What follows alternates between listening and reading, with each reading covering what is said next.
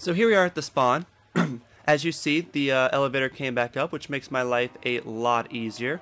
But once you get back up here from Quick Revive, I like to come over here in the bank area. I call this the bank area because look, this looks like a vault. It looks like there used to be a vault here. They maybe blew off the vault door. I know that may have been stairways. And this looks like it may have been like a little, like a bank to me. I don't know. I mean, it could have been a little shopping mall too, but I like to call this the bank area. And everybody gets pissed when I call it the bank area because they're like, there's no bank in Die Rise.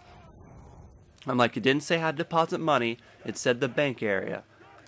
So this is the Chinese food place, as you see. There's Chinese food in the wall. And this is probably the biggest area to run. I mean, you can get trapped here if you don't do it correctly. And like I said, there is Guess Who.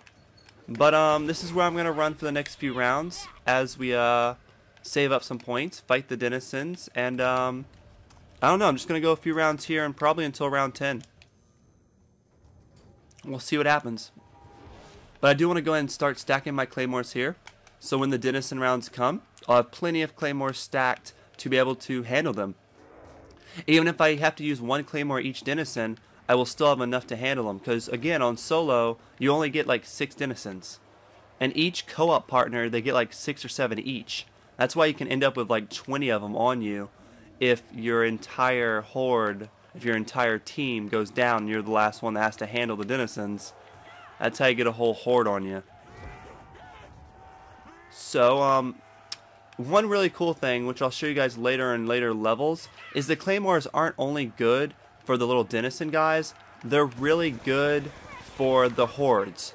Until I think around maybe 17, you can take out an entire horde with one claymore. And that's really good, because if you're like me, and you stack up on those damn claymores, I mean, because by around 17, I'll have infinite claymores stacked down. You can only have, I think, 20 stacked on the entire map, and I'll have that very soon. Like, I stack them in different locations. I usually have to come back and get them. So I'm like, don't forget to come get your claymores. What am I doing? I'm being dumb. But as you see, this is my spot. This is not too bad of a spot to save up some money. We'll be able to save up to go make the Pack-a-Punch gun soon. Or not Pack-a-Punch gun. We'll be able to make the Splififier, the Wonder Weapon gun soon. But my idea is I want to get the Meal Kick, and I want to get the Pt2 upgraded, which is the Death Wish. I want to get a ray gun, and I want to get the Splififier. Now I don't need to upgrade the ray gun quite yet. Like, I'll probably upgrade that after around 20, just because like ray guns, it's great. It's a great gun. You know, you don't really need to upgrade it, but we will be running in different spots in like the road to around 50. Like, I have really good plans for it. It's just gonna start getting rough after we get around after around 25. I'll be sitting there like, damn it. But the thing about it is, we have like, in my eyes, we have like 7 or 8 rounds in each 10 rounds, because we have the denizen rounds, and it makes it go by a lot quicker when you have denizens. So we have seriously about 7 or 8 rounds, and then 2 or 3 denizen rounds to go by quicker. So I mean, they will go by quicker with the denizen rounds, and that's something they didn't have in Transit, which made it go by a lot slower. Now, a good thing about this spot is, if we do end up Pack-a-Punching the Pt2, by the time we have really high rounds, we'll be able to go back around and get Pt2 ammo. Like, I can also, like, I should probably go hit the box and probably try for the ray gun now that it's, you know, round almost 10. That'd be a good idea for round 10 to start either Pack-a-Punching or going for the box. But that honestly depends on what you're going for. If you're just playing for fun, trying to get to round 20, then yeah, the box, you know, Pack-a-Punch might be a good idea. But if you're shooting like I am for a higher round, for round 50 or so, you might not want to Pack-a-Punch your weapons so soon, because these weapons are still really good on round 10. So you gotta keep that in mind. It's up to you.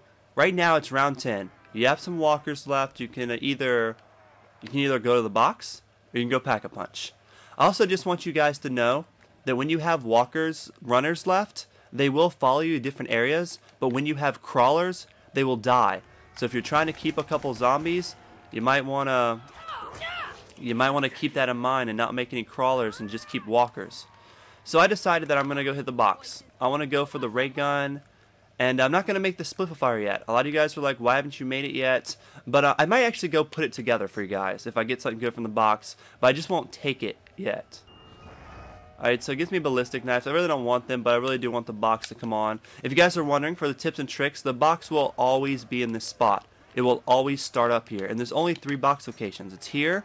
There's also one right up there before you jump down. And there's one in the dragon room area where the Pack-a-Punch was. So those are the 3 box locations. And they're really not the good locations. That up there is the worst location because it usually spawns up there from here. And so the box despawns and you can't get back up there anyway besides going all the way around the map. So it's pretty annoying. So a hammer is a really great thing to get for building up points. Like a hammer will get us through a lot of rounds. So we're definitely going to keep the hammer and we will keep the PDW. Now be careful going down this shaft. You can get killed pretty easy going down this shaft. I've had it happen to me plenty of times. So just be careful going down the shaft. There's also a AN94 here that you can pack a punch. It's really good. And there's also a door here that you have to open. 750. And this is the Buddha room. Now the Buddha room we will be running here. Like probably not the whole time. We'll mix it up with the Chinese room and the Buddha room. But yeah, I'm going to try to run in different areas for the road to round 50. Like 10 rounds here, 10 rounds there. You know what I mean? It could cost me my game. Could cost me my life. But as of right now, we're just doing like, you know, tips for road 1 through 10. And this is where you can really get a whole bunch of stuff done. So jumping over here, this is the other way to the power. If you didn't go the way of the elevator, this is the way you'd have to go to turn on the power. Now, putting together the slififier. If you guys noticed earlier, there's a part right here on this table that I already have. It's right where Misty's hand is. It looks like a little cap.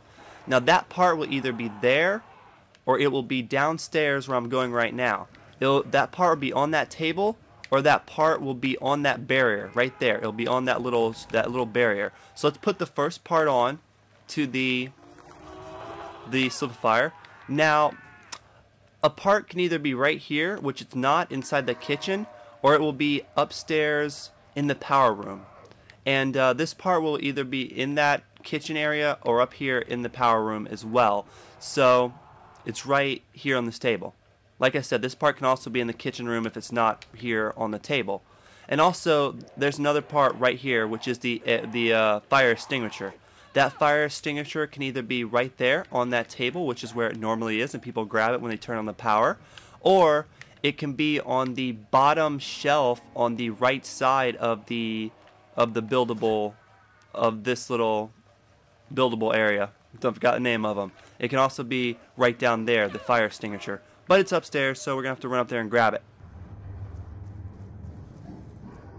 And like I said, I'm not going to grab the gun because I don't have meal kick yet, and I like the guns I have. But whenever we do get meal kick, I will come back here and grab this gun. As of right now, there's no use for this gun. I mean, it's round 10. I'm playing by myself. You know, this gun is just no point to get it yet. I mean, you guys can, if you guys want to go ahead and get it, it's round 10 for the road to round 1 through 20. You guys can definitely go ahead and grab it and have fun. But for me, doing the road to round 50 after the 1 through 20 tips, I really just don't need it right now. So the last and final part will always be in this area. It does not have a second location, and it's right here in front of the couch and this little tiny handle. It will always be there. It does not have a second location. All of the other parts do have 2 locations they could be in, but this one does not. So there we go. We have built the splififier. Now I can take it. You see how it says hold X to take splififier, and it will switch out whatever gun I have in my hand. And I don't have meal kick, and I don't want to get rid of neither of my guns, so I'm just going to leave it there. I'm going to leave it there. And so whenever we want it, we can come back and just grab it. Now the thing about splififier is you can grab it and you get it for free. But if you die and if you lose it, you have to get it from the box. Like you can. I have got it from the box before, but you have to build it and take it and then lose it first for you to get it from the box. Or at least one of your teammates have to build and take it and lose it to get it from the box. Now I'm not going to say you can't get it 4 players. Like I'm not sure if one person can get it from there and then 3 people can get it from the box. But I do know when this game first came out, if someone built it and everyone held X at the same time, you could get it at once, but you can't do that anymore. You can't get it at once anymore. Almost went down. As you can tell, it's really hard to hold off in there. That's a really rough spot to hold off at, so you gotta be careful. So let's see if it's Denison round. Okay, it's not a denizen round, so I think just since it's round 10 on solo, I'm just gonna hang out here and like kind of wait for the denizen round. But did you see my claymore explode? That means I have too many claymores on this map. Like I said, you can only have about 20. So it's round 10. You can either hold off in the Buddha room, you can hold off up here, which is a little bit tighter. This is a little bit tighter than the Buddha room. It's rough, but it's still round 10. If you have all your perks, you'll be fine. And we can also hold off in the Chinese restaurant room, which is probably where I would hold off. But I just, I'm up here from putting together the splifier, so I might as well make use of it and just wait around for the denizen round. Because I do have claymores up here, and I won't be running up here for the high round strategies, so I might as well use the claymores I have up here on the denizens.